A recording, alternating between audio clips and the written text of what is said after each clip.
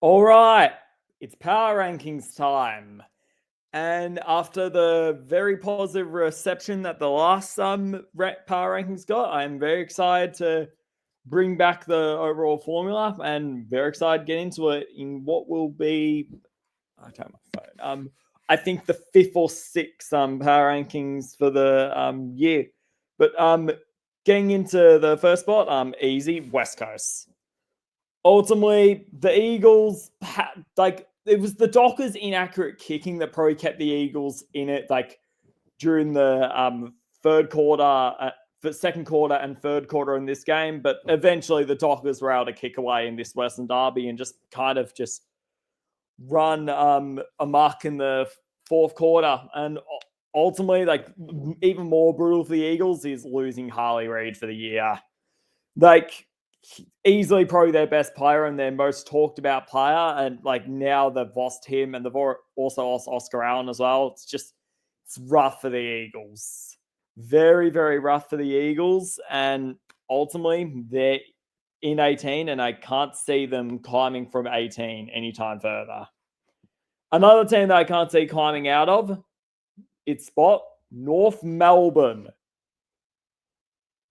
North Melbourne was so atrocious against the Cats on Saturday night that Dangerfield was literally eating a kebab, like in the fourth quarter. And it got to a point where he actually was considering driving home in the fourth quarter. I haven't seen a team be disrespected like this like in an extremely long time, like probably in 10 years. Like it was downright disrespectful what Geelong did to North Melbourne. And if those players aren't ready to respond next week, then you got to have some concerns about what their place is at the football club and how serious they are as AFL footballers. As that was just utterly embarrassing what happened on Thursday night. And don't worry, they aren't the only team that I feel like had an utterly embarrassing loss that left you gobsmack on the weekend. So yeah, like things were bad for North Melbourne, but this is the absolute worst. And weekends like this just give you zero hope if you're a North fan of like, are you going anywhere as a franchise? 16, Essendon. Just the Bulldogs were way too strong, way too like fast around the middle. They just had no way to contain Sam Darcy. They injuries have just been like absolutely brutal for the Bombers all year, and they've like put their fair share of debuts in, but the blowouts are just getting worse and worse and worse for the Bombers, and like they're in a very, very rough spot like as the season goes on, with the only positive being that they actually get the like number one draft pick out of a team that is currently bottom 5. And this might be controversial, but I just feel like doing this after they blew a 46-point lead. Dropping 2 spots this week is the Melbourne Football Club. You don't blow a 46-point lead in the fourth quarter and get punished for it. And as I'll talk about in the Saints segment, the Saints were just absolutely insane just how they came back in that game. But of all the losses, like Melbourne have suffered, this is probably the worst loss they've suffered as a football club since 2011, since that 186 blowout. And it just feels like after this, Goodwin's days are outnumbered. Like it is the biggest 3/4 time choke in my life. And you want to know how bad that loss is for the Demons? We're at the point now where other teams will be 46 point up in the fourth quarter and they will just be thinking, do not do what Melbourne did. That's how bad that loss was. And the 666 warning rail just unbelievably comical. Like the scary thing is, like at one point in that game, they were 11 on the rankings and they dropped all the way to 15 after blowing that lead. So yeah, just no, send your prayers out for any Demons fans. You know, it's been a rough week for them, but they're 15 in at the moment after blowing a 15-point lead. 14, the highest spot they've been in a few rounds, Richmond. And I just want to point out how their rise has been. They were 17 around about round 15 after getting blown out by the Bulldogs and losing to North Melbourne. They had a really strong start beating the Suns, but they fell to 17 after a little bit because of those losses. But now they've risen back to 14 after some very tight and exciting performances and getting the win every now and then, against Essendon. Against Collingwood, they were in it for a half. Their defensive pressure was insane. Nick Voston had so many intercept possessions, and ultimately they were just able to minimize the damage as Collingwood only got away with a 30-point win. So you do that when you're in a rebuilding stage like you are as the Tigers, and that is very respectful. This season is just so much of a success for Richmond at the moment, and they comfortably going to 14. The highest they've been in a few weeks. Dropping 2 spots, Port Adelaide. And we're talking about teams that have had just absolutely embarrassing, unbelievable losses on the weekend. North had one, the Demons had one, Port Adelaide had one. To do what you did in that showdown and lose by 98 points and just get absolutely blown out and with just the worst defense I've seen is just unbelievable. They scored only 33 points for the game. That is unacceptable. And after years of Port Adelaide being the favorite in these showdowns, but not raising a iota of confidence as the Crows just kept it close, Adelaide, the moment they become favorite in a showdown, just pummel Port to the ground. And it just really goes to show that the Crows are just the better team. They are just the better team at the moment. They are the better South Australian team, and that's something Port are going to have to live with for a while. And this is a showdown loss that will go down in infamy amongst the supporter base. And they've got Geelong in Geelong next week. So the Kenny farewell tour is just not going well. And I haven't seen the point in it all year. I think Josh Carr should get the role now, but they're just going to waste a year. And farewell Ken Hinkley. It's on David Koch. It's on Chris Davies. It's on the board, and they may need to be held accountable soon. At 12 is Carlton. And that just goes to show how terrible this bottom 11 is. Considering that the Blues are 12 and they went scoreless in the opening quarter. They didn't lay a lick in the opening quarter of this game and just let the Hawks just run all over them. The next 3 quarters after that were very close and went... Oh, sorry about that. And they went even from there, but other than that, it was just even. And other than that, the first quarter was just so bad for them. But everyone else's performances were bad enough on the weekend to the point where they just rose to 12 on default because they at least put in an effort for 3 quarters and didn't blow a 46-point lead. So, yeah, but still a lot of concerns about what's going on at Carlton. Jack Silvardi recently talking to Collingwood, as was confirmed on the radio this morning. So that's fun for them. Number 11, raising 3 spots after probably one of the most unbelievable wins their fans have ever seen, St Kilda. Where do you even start? That is one of the best wins. There's a reason I'm wearing a Saints jersey, in this video, because that win was one of the craziest I've ever seen. We were talking about, I went to go get a hot chocolate, and the Saints kicked 3 goals in a row. I was like, oh, Deans will probably win by 20 still. They're just putting a little bit in. And then they actually went on to win the game. It was just unbelievable. And, dude, Nasiah Wagney-Miller. But like, do I need to say anything more? Like, I think we've already heard all throughout the week just how insane this guy is and how unbelievable he's playing. Words don't do justice for how well he played that in the quarter, and his contract is now the most talked about contract in football. If I'm the Saints, I'm doing everything to keep this guy. I really am. He is a once in a lifetime player, just an unbelievable player. And you just have to do everything to keep a player like that when they come in the door, especially when you're a team like St Kilda who hasn't seen much success.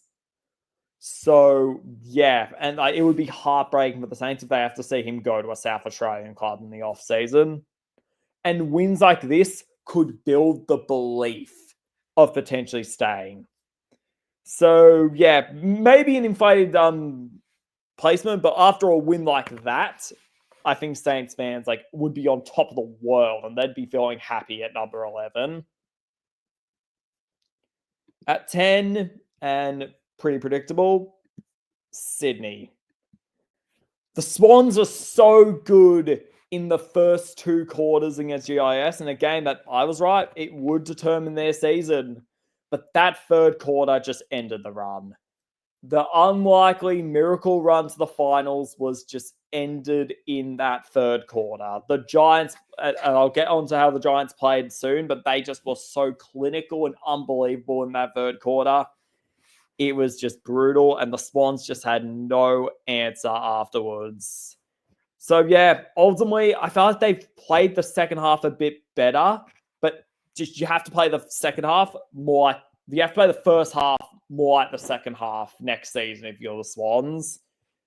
And I think now it's just building towards next season for them. And considering that now how much of a 9-horse race it is, and also how I think Sydney have a clear gap on St Kilda and Carlton as a team at the moment, I can't see the Swans dropping from 10 at this point, and they've probably realistically been the 10th best team in the competition this year. In 9th, I've got the Western Bulldogs. And, well, the reason is pretty clear. If we're talking about, if we were, ranking up a list, and, we were talking about, the overall, list build, the Dogs would be a top 4. They have a top 4 list. They just Sam Darcy and Aaron Orton, one of the best, forward duos in the game. Marcus Bontempelli, Ed Richards, actually Trawler's injured. Their midfield's just insane as well. Or it's just they can't beat top 8 teams, and they've struggled to beat top 8 teams throughout the whole overall season. And well, Judgment Day comes this week. They have the Giants on Thursday Night Football. Can they finally stand up against a top 8 team, or are they forever destined to be number 9? We will find out. They have the list. Can they bank on it?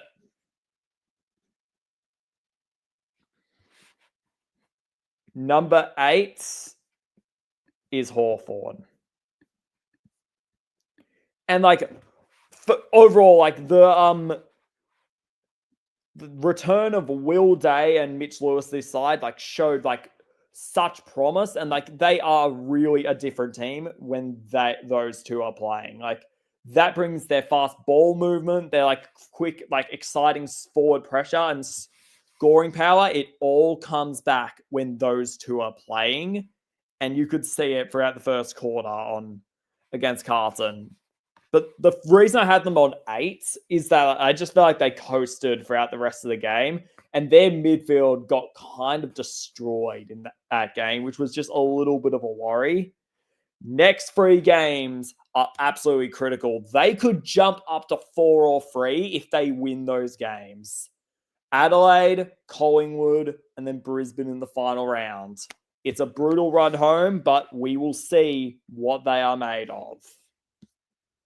In 7, I've got Fremantle. Actually, no, I don't. Hold up. I've actually got Gold Coast in 7. Sorry, I messed that up. But overall, like, what a response from the Gold Coast Suns. What a response. And I'll explain in a little bit why I've got the Dockers like above the Suns, despite their unbelievable response. But like, what a response they had. Like, that was, if that Collingwood game 2 weeks ago was the most important win in Suns history, I'd argue this game beat that. Like, going up, like heading up to older brother Brisbane and just beating them up for 3 quarters was just such an impressive performance. And like, Matt Rowell and Noah Anderson, like, just have to be the best midfield in the game right now. Like, is unbelievable what sort of talent they have. And after that performance, I thought to myself, I feel like this team wins the premiership next year. That's how much I rate the Suns now. I feel like I already feel like they're going to be my next year's hit to win the premiership. But yeah, overall, like, very exciting times for the Suns, and like, they are now eyeing off a top 4 spot after that very impressive win. I've already spoiled it, but at number 6, I've got the Dockers, and I'll explain quickly 2 reasons why. First one, the Dockers beat the Suns at People First when they played them, and this is when they were out of form. And 2, the Dockers won, and I don't want to but you don't gain points for beating the Eagles, but it was also like they did enough, and it really was just head to head. It really was just head to head. The Dockers beat the Suns when they played them. If the Suns had won, I probably would have put the Suns at 6. But I focused it on head to head, which I think you do when you get to top 8 teams. So yeah, but overall, the Dockers just did what they had to do against the Eagles. Hayden Young is proving to be such an important player in this run home towards the finals. And if they can get him right, they could prove to be in absolute danger. Probably need 3 more wins to make the 8, but things looking very good for Freo right now. In 5, I've got Geelong. And the Cats, another team who looked unbelievably impressive against the opponent they played, but you really don't really get much else from beating North Melbourne. And like, North's defense was absolutely atrocious. Like, you don't gain points for beating North Melbourne. But Jeremy Cameron is having an absolutely unbelievable season. And that now that after he kicked 11 against the Roos, there is serious talk that he could actually kick 100 for the year. And all I'm saying is, if he's on track for 100 before they play the Tigers in the final round, I'm going to that game. I'm going. I don't care if it's at the MCG or if I have to go down the highway to Cardinia Park. I am going to that game because I don't want to miss history. I'll be fully honest. So yeah, and like with Geelong's run home, they probably are really eyeing off a top 4 spot. They probably would have to rely on some of the other teams dropping games to get into the top 4 ranks. But if they keep this up, they'll probably be a top 4. In number 4 this week, dropping 2 spots, I have the Brisbane Lions.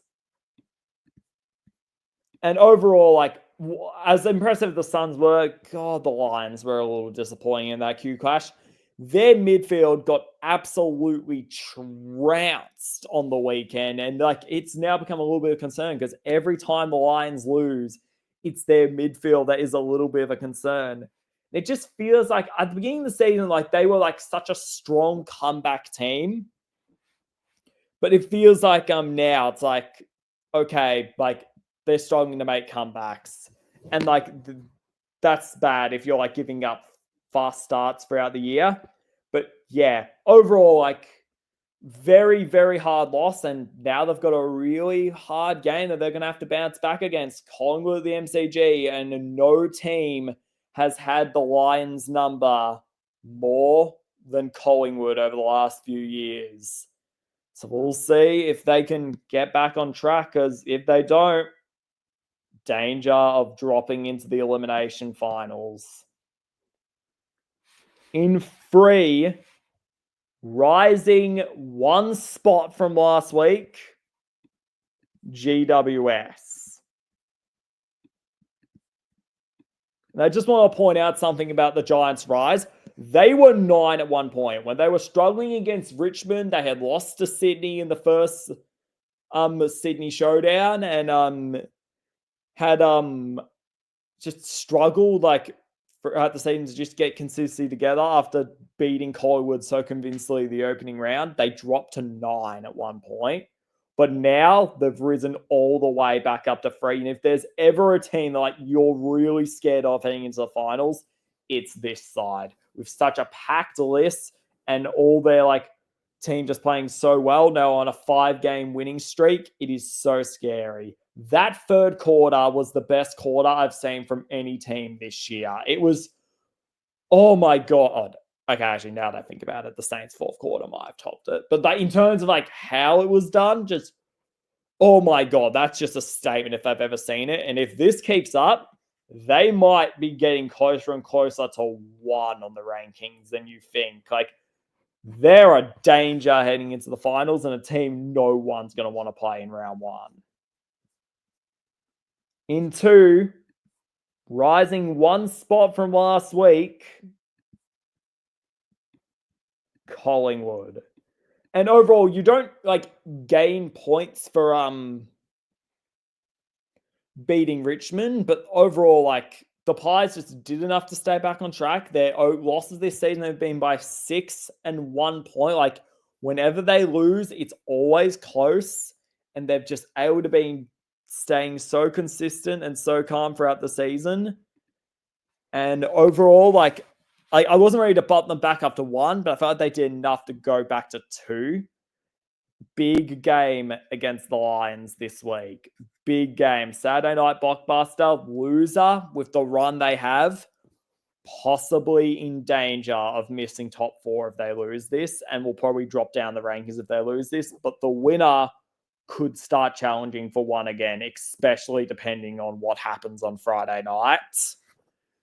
Like the winner could rise back to 1 based on what happens on Friday night. So very, very interesting thing we'll see here, and very excited to be able to see what happens to the Pies, man. Fingers crossed. But number 1 this week, couldn't drop them after a 98-point showdown victory. The Adelaide Crows, and just their work ethic, their just focus on the footy, just their defense, just everything they're playing right now. Oh, it's brilliant. They've got all 3 try-force covers. They're in the premiership window. They're just ticking all boxes. When they see a team, they absolutely smash them, as seen with Port Adelaide on Saturday night. And they've got a very fun game against Hawthorn on Friday night where they could just...